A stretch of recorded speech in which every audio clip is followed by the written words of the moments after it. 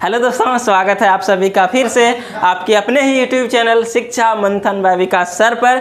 दोस्त, आप सभी को पता है कि मैं अपने चैनल पर रेगुलर इंग्लिश रिलेटेड वीडियो को डालता हूं जो आप सभी के लिए बहुत ही महत्वपूर्ण होती है। उसी प्रकार से आज की वीडियो में मैं आप सभी को बताऊंगा वर्ड से आपको जो है सो सेंटेंस में कैसे जाएंगे, एक वर्ड का मीनिंग बताऊंगा, उस वर्ड का सेंटेंस में यूज कैसे करेंगे मैं इस वीडियो में बताऊंगा। तो चलिए बिना देरी किए हुए वीडियो को स्टार्ट। देखिए आज का पहला वर्ड क्या है। आज का पहला वर्ड है डू। डू मतलब क्या होता है, देखिए उसका उच्चारण भी लिखा हुआ है, इसको पढ़ेंगे कैसे।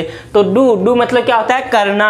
क्या होता है, क्रिया करना, पूरा करना। यहाँ क्या क्या लिखा हुआ है, डू का मीनिंग लिखा हुआ है करना, क्रिया करना, पूरा करना। तो डू वर्ड का हम लोग सेंटेंस में कैसे यूज करेंगे, बनाएंगे कैसे। तो सेंटेंस का एक ही स्ट्रक्चर होता है कि सबसे पहले सेंटेंस में हम लोग लिखते हैं क्या चीज, एसयूवी यानी कि सब्जेक्ट। उसके बाद क्या लिखते हैं, उसके बाद लिखते हैं वर्ब। क्या लिखते हैं, वर्ब को लिखते हैं। उसके बाद ऑब्जेक्ट को लिखते हैं। उसके बाद क्या लिखते हैं, ऑब्जेक्ट को लिखते हैं। तो देखो डू वर्ब का हम लोग सेंटेंस में कैसे प्रयोग करेंगे, यहाँ लिखा हुआ है। देखिए एक सेंटेंस दिया गया है, तुम्हें अपना प्रोजेक्ट को करना होगा, तुम्हें अपना प्रोजेक्ट करना होगा। तो ये इस तरह का सेंटेंस बनाने के लिए हम लोग क्या प्रयोग करेंगे, तो सबसे पहले सब्जेक्ट को लिखते हैं, उसके बाद वर्ब को लिखते हैं, उसके बाद ऑब्जेक्ट को लिखते हैं। तो इसमें सब्जेक्ट क्या है, तो इसमें सब्जेक्ट है तुम्हें। क्या है, तुम्हें है। तो तुम्हें का क्या होता है, यू होता है। तो you have to do your project. देखिए यहाँ जो डू आया है ये यही डू है, ये डू यहाँ डू मतलब क्या होता है, करना। तो आपको करना होगा, ये करना के लिए यहाँ डू का प्रयोग किया गया है। तो आप वर्ड लर्न करके इस प्रकार से सेंटेंस को बनाइएगा। देखिए नेक्स्ट सेंटेंस क्या लिखा हुआ है, नेक्स्ट सेंटेंस लिखा हुआ है तुम्हें यह काम करने की जरूरत है। तुम्हें जो है वो यह काम करने की जरूरत है। तो इसमें जो डू का यूज किए हैं वो किस प्रकार से यूज किए हैं। देखिए यहाँ लिखा हुआ यू, ये सब्जेक्ट है। तुम्हें क्या है, तुम्हें जो है सो सब्जेक्ट है, तुम्हें के लिए क्या हुआ, यू आया। देखिए उसके बाद क्या लगा हुआ, उसके बाद लगा हुआ है नीड टू। तो नीड टू का क्या क्यों लगा हुआ है, क्योंकि यहाँ जरूरत है। तो जरूरत का क्या होता है, नीड होता है। तो you need to do. Do मतलब करना होगा, डू मतलब क्या होगा, करना। डू मतलब क्या होता है, करना।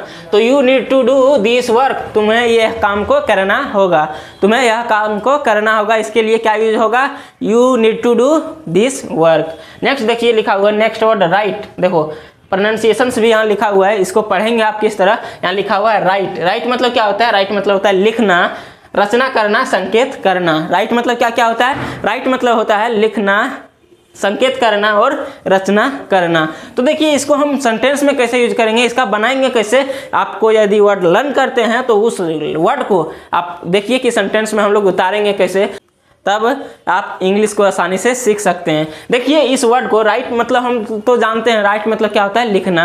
राइट मतलब होता है संकेत करना, राइट मतलब होता है रचना करना। लेकिन इस वर्ड को हम लोग सेंटेंस में कैसे उतारेंगे, इसमें यूज कैसे करेंगे, स्पीकिंग में यूज कैसे करेंगे, राइटिंग में कैसे यूज करेंगे, तो इस वीडियो को आप देखिए लास्ट तक। देखिए यहाँ लिखा हुआ मैं अपने डायरी, क्या लिखा हुआ, मैं अपने डायरी में रोज कुछ लिखता हूँ। देखिए यहाँ आपको वर्ड दिख रहा है लिखना, यहाँ क्या दिख रहा है, लिखना। यहाँ जो लिखना आया है वो यहाँ लिखना आया है। तो ये राइट हम जो वर्ड है वो कहाँ यूज करेंगे, कैसे करेंगे, तो इंग्लिश बनाने के लिए देखिए। तो सबसे पहले क्या लिखा जाता है भाई, सबसे पहले सब्जेक्ट लिखा जाता है। ये तो आपको, ये मैंडेटरी है, ये तो आपको आना चाहिए। सबसे पहले सब्जेक्ट लिखा जाता है, उसके बाद वर्ब को लिखते हैं, उसके बाद ऑब्जेक्ट को लिखते हैं। तो देखिए सब्जेक्ट लिखे हैं आई, आई मतलब मैं जो है सो सब्जेक्ट है। उसके बाद क्या लिखे हैं, उसके बाद लिखे हैं राइट।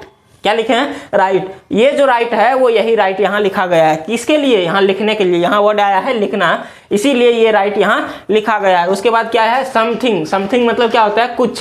समथिंग मतलब कुछ। तो आपको दो वर्ड यहाँ नहीं है, दो वर्ड नहीं है, आपको जितना वर्ड देख रहा है वो उस सब का मीनिंग अलग अलग है। तो इस वीडियो में आप सिर्फ दो वर्ड नहीं, दो वर्ड के साथ साथ और भी वर्ड सीख रहे हैं। देखिए समथिंग मतलब क्या होता है, समथिंग मतलब होता है कुछ। उसके बाद इन माई डायरी, डायरी मतलब डायरी, मैं अपने डायरी में। अपने के लिए यहाँ वर्ड क्या आया है, यहाँ आया है माय। उसके बाद क्या है, डेली। डेली यानी कि रोज, प्रत्येक दिन को हम लोग क्या कहते हैं, एवरी डे कहते हैं, डेली कहते हैं, है ना। तो इसका पूरा सेंटेंस क्या हो गया, मैं अपने डायरी में कुछ लिखता हूँ। तो I write something in my diary. इस प्रकार से आप 10 सेंटेंस बनाइए कि मैं अपने किताब में कुछ पढ़ता हूँ, तो I read something in my book. मैं अपने घर में कुछ काम करता हूँ, तो आई वर्क। काम करना का क्या होता है, work. I work in my home, मैं अपने घर में काम करता हूँ। समथिंग दे देना, मतलब कुछ काम करता हूँ, है ना। अब नेक्स्ट देखिए क्या लिखा हुआ है, कृपया अपना नाम और पता लिखें। क्या लिखा हुआ है, कृपया अपना नाम और पता लिखें। देखिए यहाँ क्या लिखा हुआ है, कृपया का एक वर्ड होता है प्लीज। प्लीज आप लर्न करेंगे, क्या होता है प्लीज। आप बोलिए, मेरे साथ बोलिए, प्लीज। प्लीज मतलब क्या होता है, कृपया, है ना। तो प्लीज देखो, जहां भी सेंटेंस आपको बोलना है कृपया, तो कृपया क्या है, कृपया एक ये पोलाइटली वर्ड है, तो प्लीज मतलब क्या होता है कृपया। तो कृपया अपना नाम और पता लिखें। देखिए यहाँ जो लिखे आया है वो यही राइट ही आया है, यही लिखना वाला लिखे यहाँ बना है। तो इसका क्या लिखेंगे, देखिए please right your name and address, अपना नाम और पता लिखें। देखिए इस प्रकार का सेंटेंस हम लोग कहाँ यूज़ करेंगे, देखिए इंग्लिश अभी के समय में बहुत ज़रूरी है, जितना आप कह नहीं सकते हैं, क्योंकि आपको यदि कुछ करना है तो उसके लिए इंग्लिश आपको आना चाहिए। आप देखिए हर जगह आप मैं आपको बताता हूँ, हर जगह आपको जो भी काम करना है, आप देखिए, आप यदि एक नॉर्मल अपने बच्चे को इंग्लिश मीडियम स्कूल में अच्छे से पढ़ाना चाहते हैं, अच्छे स्कूल में पढ़ाना चाहते हैं, तो आपको इंग्लिश मीडियम स्कूल में डालना होगा, है ना। क्यों डालना होगा, क्योंकि अभी जो ग्रामीण का स्कूल होता है उसमें इंग्लिश की शिक्षा उतना अच्छा से नहीं दिया जाता है। और अभी जो है, अभी के समय में हर चीज़ हर जगह इंग्लिश जो है सो इंटरनेशनल लैंग्वेज है। आप जानते हैं कि हमारे देश में ही हर जगह जो है, हर जगह नहीं कर सकते हैं, ज़्यादातर साउथ इंडिया में जो है सो इंग्लिश का प्रयोग करते हैं लोग। इंग्लिश, वहाँ आप जाएंगे घूमने तो जाना ही पड़ेगा, अपना देश है। लोग तो विदेश भी जाते हैं, लेकिन आप यदि अपना ही देश जाना चाहते हैं तो वहाँ लोग जो है वो क्या करते हैं, वो इंग्लिश का प्रयोग करते हैं। यदि आप वहाँ इंग्लिश नहीं जानेंगे तो आप वहाँ कैसे बातचीत करेंगे, कैसे सब कुछ करेंगे। खाना पीना तो वहाँ चाहिए, रूम भी चाहिए आपको रहने के लिए, आप घूमने के लिए टैक्सी, तो टैक्सी वाला भी वहाँ बोलेगा इंग्लिश, क्या बोलेगा इंग्लिश। तो आप वहाँ इंग्लिश यदि नहीं जानेंगे तो वहाँ आप अच्छे से नहीं घूम पाएंगे, है ना।